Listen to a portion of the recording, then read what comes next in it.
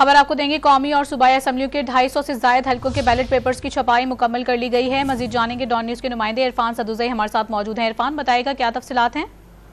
जी, कौमी असम्बली के 266 और जो चारों सूबाई असम्बलियों की 593 हलकों के जो बैलेट पेपर्स हैं वो छापे जा रहे हैं और अब तक 250 से ज्यादा हलकों के जो वोटर्स हैं, जो बैलेट पेपर्स हैं, उनकी छपाई मुकम्मल कर ली गई है।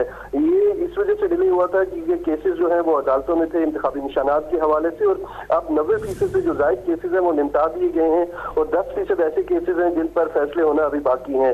जिन हलकों से निकलने दरख्वास्तें निपटा दी गई हैं उनके बैलेट पेपर्स की छपाई भी शुरू कर दी गई है और जो 3 कंपनियां printing corporation of Pakistan, Pakistan post foundation और national security printing company ballot paper छाप रही हैं। खुसूसी जो फीचर्स पर मबनी बैलेट पेपर्स हैं ये छापे जा रहे हैं और आम इंतखाबात में water mark in ballot papers के ऊपर इस्तेमाल किया जाएगा और तीनों कंपनियां 10 करोड़ या 9 लाख और 7 करोड़ बैलेट पेपर्स छापेंगी।